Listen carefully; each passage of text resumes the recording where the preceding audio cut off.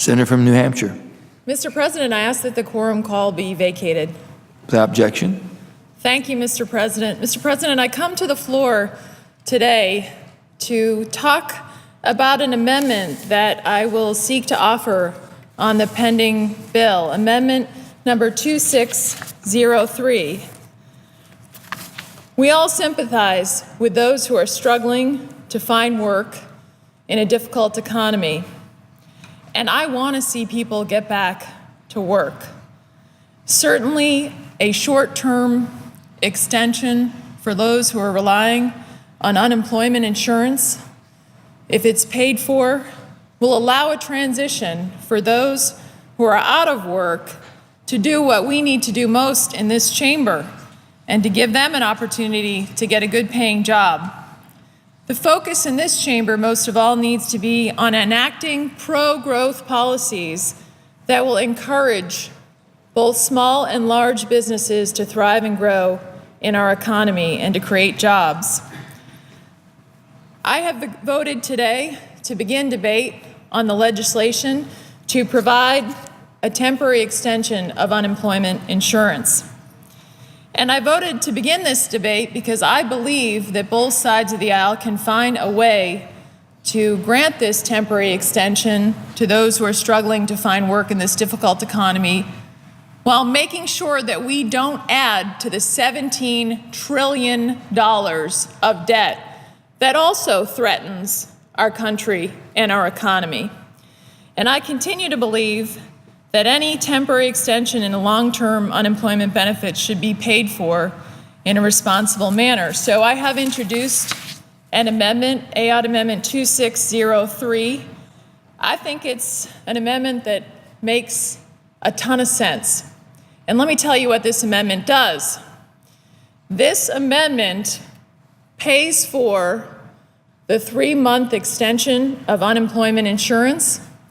It fixes the unfair cut to military cost of living that was just enacted in the budget that I voted against because I felt that this was unfair to those who have served in our military and were singled out for cuts to their retirement benefits, unlike anyone else, including, by the way, those who were retired because they had a medical retirement. In other words, those that many of us, I know that the President has visited Walter Reed, as have I, those who have lost arms, legs, they receive a medical retirement and their cost of living was cut under this budget as well.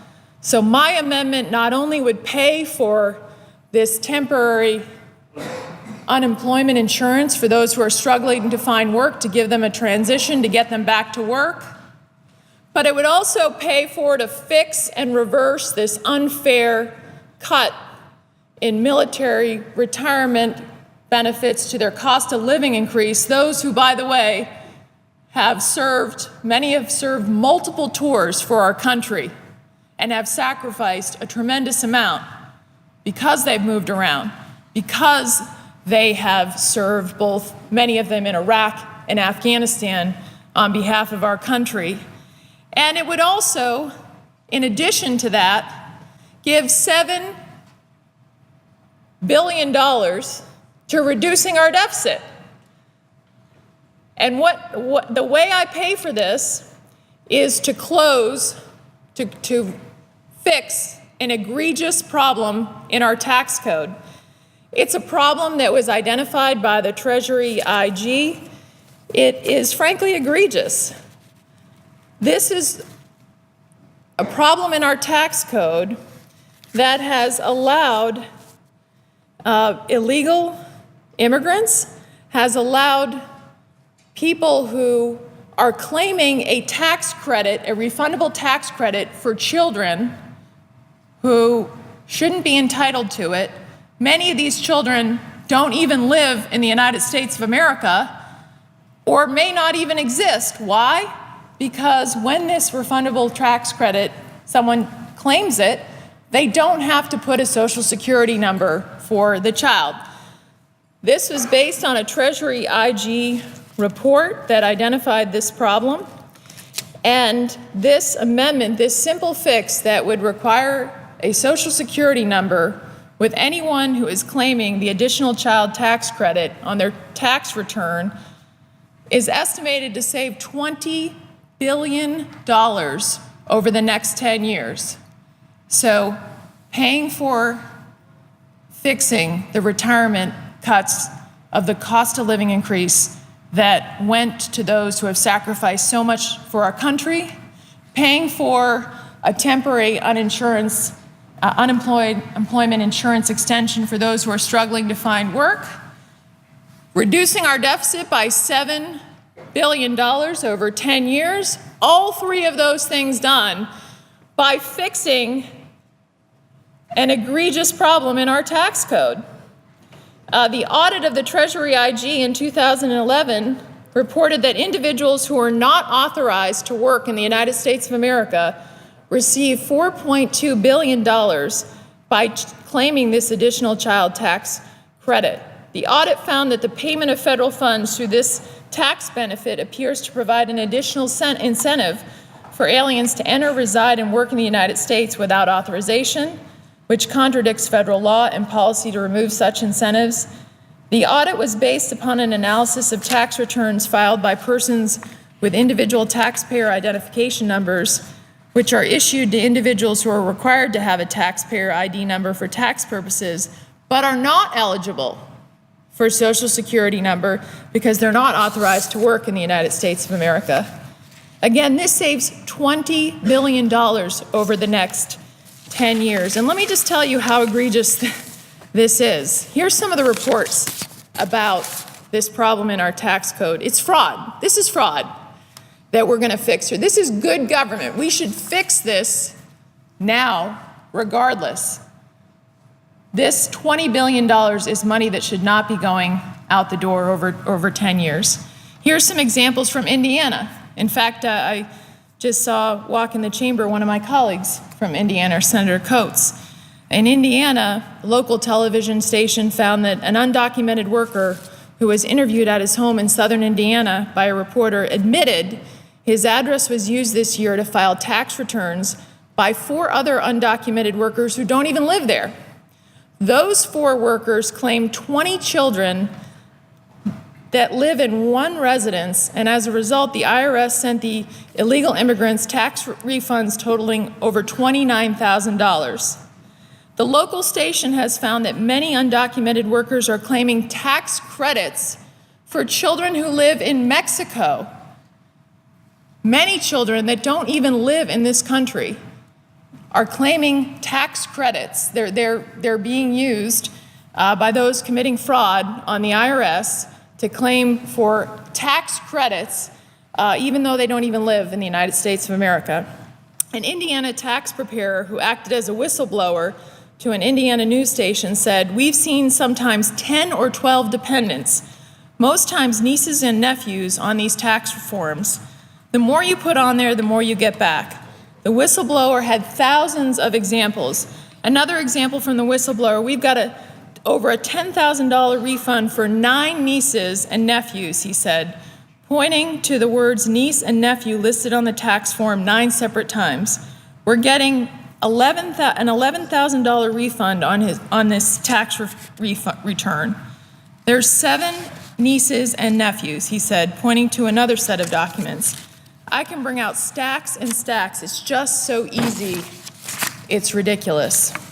In North Carolina, investigators uncovered more than 1,000 tax returns linked to 8 addresses in North Carolina last May, with refunds worth more than $5 million.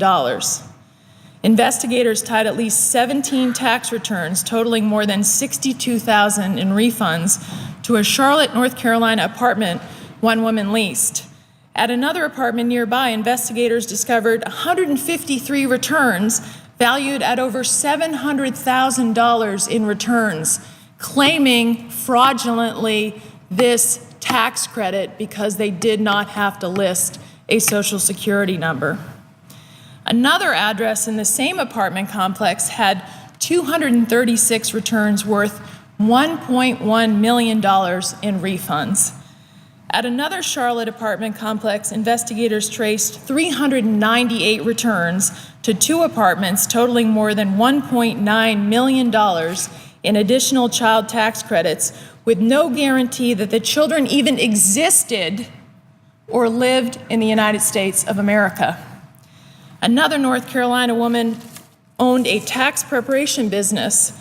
A search of that business and her home turned up more returns, dozens of uncashed U.S. Treasury checks, a FedEx box containing dozens of foreign birth certificates, and a notary public stamp and signature stamp listing her as a notary. That fraud case by the IRS totaled over $5 million in fraud. In Tennessee, a search warrant prepared by the IRS claims that a Murfreesboro, Tennessee tax company encouraged undocumented workers to lie on their tax returns by claiming children who live in Mexico as dependents. The IRS says that the Tennessee tax preparer has filed 6,000 tax returns over the last 3 years. And although his clients only paid $3.3 million in taxes, they were able to claim more than $17 million in return, and because of this tax credit and the fact that they did not have to put Social Security numbers for the children that they were claiming a refund for. The refunds left the United States on the hook for $14 million. So here's the question in this chamber. The question is, should we affix egregious fraud in our tax code where we have people that aren't entitled to work in the country are claiming tax refunds for children, some of which have not been determined to exist, some of which don't even live in our country? Should we fix that in our tax code? Isn't that good government? And if we fix it, we can use the $20 billion that the Joint Tax Committee has estimated to save over the next 10 years to do the following: to help for 3 months give a temporary extension to those Americans who are struggling for work right now, to fix the unfair cut to our military retirees, including those who have gotten a medical retirement, those who are wounded warriors who have been injured, many of them serving in Afghanistan and Iraq, and return $7 billion to the Treasury. So here's the choice. Only in Washington would this be the choice. We can fix the egregious problem with the tax code where there's all kinds of fraud and save billions of dollars. We can fix it for those who have sacrificed the most, the unfair cuts to their cost of living increase, those who have served our country admirably and are wounded warriors, and return money to the deficit. Or what? We can be denied a vote. I hope that I will get a vote on this. It's pretty outrageous if I'm not granted a vote on this tax fraud that needs to be fixed on behalf of the taxpayers in this country.